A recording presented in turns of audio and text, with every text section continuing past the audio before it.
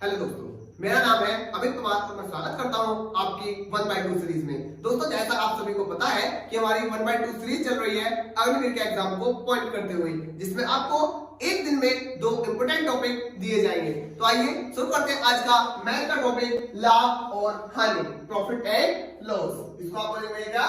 Profit and loss, profit and loss. ठीक है भैया।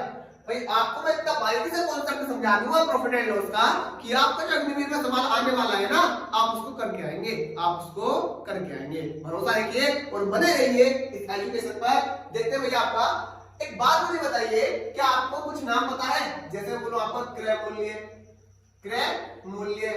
ठीक है भैया। क्रय मूल्य मतलब इसका कॉस्ट प्राइस।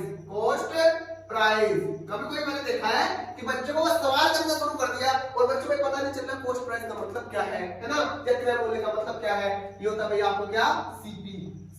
ठीक है, थोड़ा सा बेसिक से चलते हैं, फिर सवाल लगाना शुरू करेंगे। दूसरा टॉपिक क्या है? विक्रय मूल्य मतलब आपका सेलिंग प्राइस मतलब आपको क्या हो गया? ये एसपी। बात समझ में आ रही ना? तो सीपी और एसपी को समझ गए भाई। सीपी मतलब कॉस्ट प्राइस, जिसपे कोई चीज खरीदी गई, जितने रुपए में कोई चीज खरीदी गई वो आपका क्या है? वो आपका क्या भैया? Cost price. जितने रुपए में कोई चीज बेची गई वो आपका क्या भैया? Selling price. देखते हैं आगे सवाल को समझने के लिए। भाई एक बात मुझे बताइए कि एक वस्तु 150 रुपए में खरीदी गई, एक वस्तु 150 रुपए में खरीदी गई और उसको 200 रुपए में बेच दिया गया। एक वस्तु 150 रुपए में खरीदी गई और उसको 200 रुपए में बेच दिया गया, तो कितने प्रतिशत का लाभ हुआ? कैसे निकालेंगे भाई? कितने का फायदा हुआ मेरे पास में बताइए। कितने का फायदा हुआ? 50 रुपए का। और जो आपका फायदा या नुकसान होगा मतलब प्रॉफिट या लॉस होगा, आपका प्रॉफिट या लॉस होगा, वो किस पर होगा भाई? किस पर होगा? आपका सीपी पर। किस पर होगा? सीपी पर। तो जिस पर होगा वो बटे में किस पर होगा? 150 पर। फायदा नुकसान किस पर होता है भैया? आपका सीपी पर। ये स्टेटमेंट रट लेना बढ़िया करके कि फायदा या नुकसान, प्रॉफिट या लॉस, लाभ या हानि किस पे होगी आपकी? किस पे होगी भैया? आपकी सीपी पे, कॉस्ट प्राइस पे, क्रय मूल्य पे। तो कितना हो गया? 50 पे 150 डिवाइडेड बाय आपका भैया 100, क्योंकि परसेंटेज निकालनी है। ये आपको मैं बता चुका हूं पहले वीडियो में कि जब परसेंटेज निकालनी हो तो मल्टीप्लाई में 100, और जब परसेंटेज से कोई एक्चुअल वैल्यू निकालनी हो तो आपका डिवाइड में 100। बात समझ में आ रही है ना? तो भाई काटपीट कर देंगे। कट हो गया 5 या 15, मतलब आ गया आपका कितना? 100/3। काट करेंगे कि भाई 3 या 9 और 1/3, 33 सही 1/3। क्लियर हुआ यहां तक? आगे देखते हैं भाई। इसी बात को मैं कहूं कि एक व्यक्ति ने कोई वस्तु 200 रुपए की खरीदी, या बात करें चलो 500 रुपए की खरीदी। कोई वस्तु कितने रुपए की खरीदी भैया? उसने 500 रुपए की खरीदी और उसको उसने 400 रुपए में बेच दिया। कितने रुपए में बेच दिया?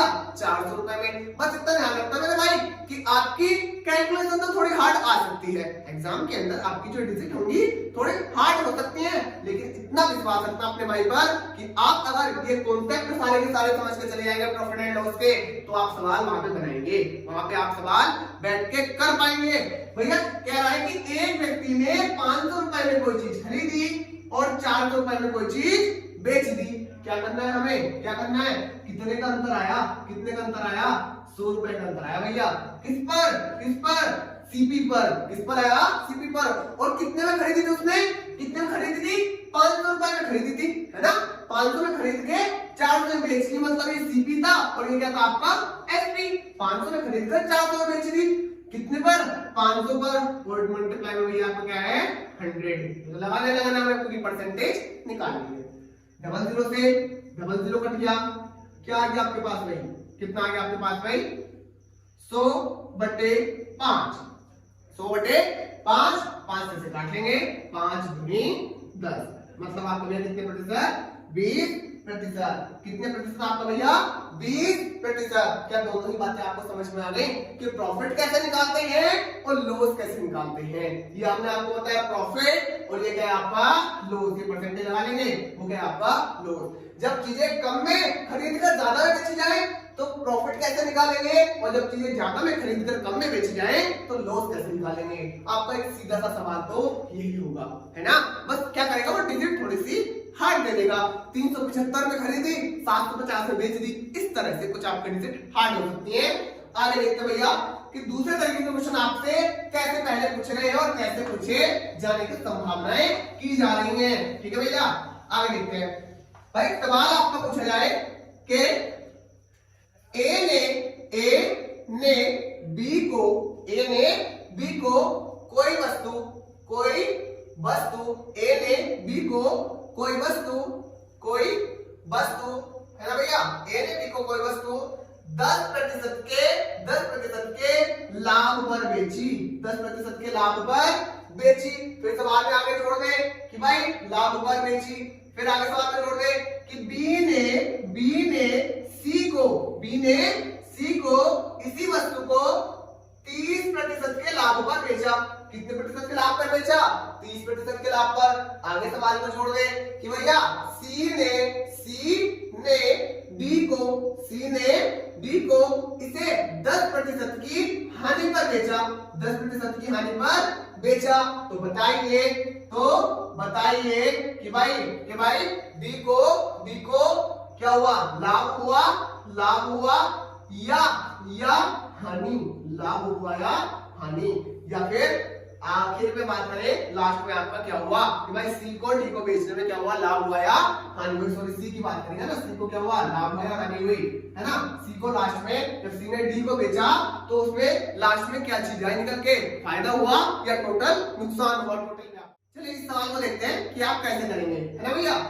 कह रहा है सवाल कि भाई ए ने कोई वस्तु बी को 10% के लाभ पर बेची। कितने प्रतिशत के लाभ पर, 10% के लाभ पर। और भाई आपको वैल्यू दी नहीं गई, वो वस्तु अपने आप में कितने प्रतिशत होगी।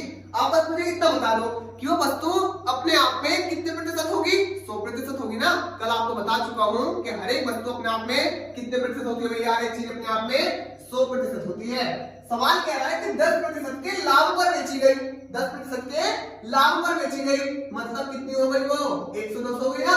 पहले 100 थी, अब 10% का लाभ दिया गया, 10% का लाभ दिया गया तो कितनी हो गई 110 बटे में आपका भैया 100 गुणा। आगे देखते हैं, ये कह रहा है कि बी ने सी को 30% के लाभ पर दी, बी ने सी को 30% के लाभ पर दी, सॉरी है ना, बी ने सी को 30% के लाभ पर दी। भाई 100 पहले थी, 30% और बढ़ गई, कितनी हो गई मेरे भाई, कितनी हो गई 130% हो गई ना। डिवाइडेड बाय आपका भैया 100, डिवाइडेड बाय 100। आगे देखते हैं कि भाई सी ने डी को 10% हानि पर बेचा, इसे नोट करेंगे 10% हानि पर। वस्तु पहले थी कितने की, 100 रुपए की, अब कितने की हो गई वो, अब कितने की हो गई 10% हानि पर, मतलब 90 की होगी ना। डिवाइडेड बाय आपका 100, डिवाइडेड बाय आपका भैया क्या है 100। 2 जीरो से 2 जीरो कैंसिल आउट, ये 2 जीरो से ये 2 जीरो कैंसिल आउट हो गए पूरे, ये 1 जीरो से 1 जीरो कट गया। कैलकुलेशन को थोड़ा आसान बनाते हैं, बस इतना ध्यान रखना। आपके सिलेक्शन लेने में और आपके सिलेक्शन ना लेने में केवल एक चीज वैल्यू वेरी करती है भैया, कैलकुलेशन। ठीक है, अगर सवाल आपको सारा का सारा करना आता है, सवाल की वैल्यू सारी पता है, कर सकते हैं, लेकिन कैलकुलेशन में गड़बड़ है तो आप सवाल को नहीं कर पाएंगे मेरे भाई। तो कैलकुलेशन पे अपना ध्यान देंगे, कैलकुलेशन पे ध्यान देंगे भैया। 11 का और 9 की मल्टीप्लाई करेंगे कितना होगा आपके पास 99 multiply by 13 divided by 10। Okay भाई 13 नंबर 117 है ना, 7 हो गया, कैरी हो गए आपके, कैरी कितने हो गए 11, फिर 11 नंबर 117 में आपके जोड़ेंगे 11 जोड़ेंगे, कितना हो गया हमारे पास 8 2 1। ठीक है भैया, डिवाइड कर दिया आपका 10 डिवाइड में आपका मतलब 1 के बाद दशमलव 128.7 प्रतिशत है ना, 128.7 प्रतिशत। अब देखिए सवाल खत्म नहीं हुआ, अभी सवाल खत्म नहीं हुआ। स्टार्टिंग में कितनी वैल्यू थी सवाल की, स्टार्टिंग में जब ए ने बी को समान बेचा पहले ए के पास जो था 100% वैल्यू थी और लास्ट में कितनी हो गई 128.7 प्रतिशत। भाई कितने का फायदा हो गया अंत में कितने का फायदा हुआ टोटल भाई 100 से 128.7 बन गई। कितने का फायदा हो गया? 28.7 का आपका क्या हो गया भैया? फायदा हो गया। आंसर 28.7 का आपका क्या हो गया भैया? फायदा हो गया। सवाल समझ में आया? सेम लैंग्वेज पे बस सवाल की डिजिट चेंज होती है और आपका बार बार में पूछा गया सवाल है, ठीक है? सेम सवाल है आपका, सेम सवाल, बस आपकी डिजिट चेंज हो सकती है, ज्यादा हो सकती है, कम हो सकती है, कैलकुलेटिव हो सकती है, लेकिन आपका सवाल भैया सेम सेम पूछा गया है। आपका सवाल सेम सेम पूछा गया है। एक सवाल को ट्राई करेंगे, एक सवाल का मेथड और चेक करेंगे हम, वो कैसे देखते हैं मेरे भाई। एक तरह का सवाल होकर के देखेंगे और आपके लगभग परसेंटेज से जो ना और साथ में लाभ और हानि से 2 या 3 तरह के सवाल ज्यादातर रिपीट होते आए हैं, ध्यान रखना है, ठीक है? देखते हैं भैया अगला सवाल किस तरह का है। अगला सवाल हमारा किस तरह का है कि अब इसी सवाल में क्या कर देगा वो? वैल्यू दे देगा। इसी सवाल में क्या कर देगा आपका भैया? वैल्यू दे देगा। किस तरह से कि भाई 500 रुपए की वस्तु को 500 रुपए की वस्तु को 500 रुपए की वस्तु को 10% के लाभ पर, है ना, 10% के लाभ पर, है ना, बेचा गया। 10% के लाभ पर बेचा गया, 10% के लाभ पर बेचा गया, तथा फिर 10% की हानि पर बेचा गया, 10% की हानि पर बेचा गया, 10% की हानि पर बेचा गया। अंत में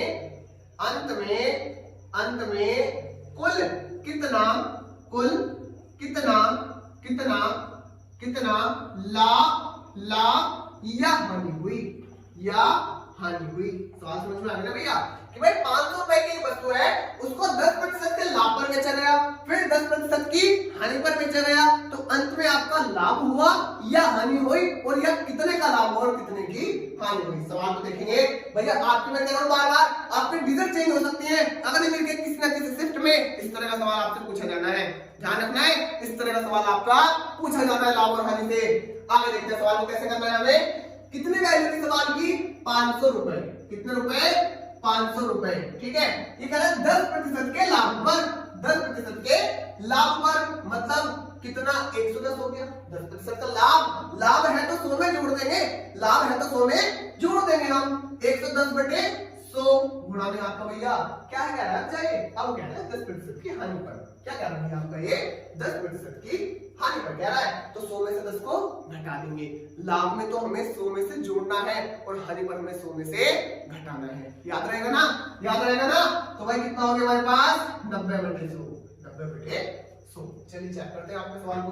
भाई 2 जीरो से 2 जीरो कैंसिल आउट, 2 जीरो से 2 जीरो कैंसिल आउट, 11 99 मल्टीप्लाई में 5 5 9 45, 5 9 45 और 5 9 45, 45 और 4 45 और 4 आपका हो गया 49, मतलब 49 495 रुपए। अब ध्यान दीजिए, अब एक बात ध्यान दीजिए, वस्तु थी कितने की? 500 की, लास्ट में कितने की गई वो? 95 की, सॉरी 495 की, है ना? तो आप मुझे बताइए कितने का लाभ हुआ? कितने का लाभ हुआ? क्या लाभ हुआ या हानि हुई? लाभ हुआ या हानि हुई? वही हम कहेंगे तो -5 हो गया। -5 हो गया मतलब 5 रुपए की हानि हो गई। -5 हो गया मतलब 5 रुपए की हानि हो गई।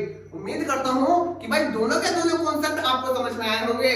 लाभ कैसे होता है, हानि कैसे होती है, लाभ परसेंट कैसे निकालते हैं, हानि परसेंटेज कैसे निकालते हैं, या इन थ्योरी वाले सवाल को जो आपके बार-बार अग्निवीर में रिपीट हुए हैं, प्रीवियस ईयर में आए हैं और आने की संभावना है, आप कैसे सॉल्व कर सकते हैं। मेरे भाई केवल और केवल अग्निवीर के लिए सीरीज चला रहा हूं और मैं वादा करता हूं कि आपको ज्यादा से ज्यादा कॉन्सेप्ट समझाऊंगा और ज्यादा से ज्यादा आप स्कोर करके आएंगे।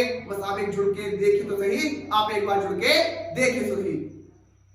बस विश्वास करके अपने भाई के साथ जुड़े रहिएगा और हमारी 1/2 सीरीज को लगातार आप अपने दिमाग में उतारते रहिएगा और मैं वादा करता हूं कि आप अग्निवीर के एग्जाम में अच्छा परफॉर्मेंस करके आएंगे। और एक बात का ध्यान रखेंगे कि रस हौसला वो मंजर भी आएगा, रस हौसला वो मंजर भी आएगा, प्यासे के पास चल के एक दिन समुंदर भी आएगा, प्यासे के पास चल के एक दिन समुंदर भी आएगा। तो मिलते हैं अगले वीडियो में एक नए जोश के साथ, क्योंकि आप सभी जानते हैं शिक्षा आपकी संकल्प हमारा। धन्यवाद।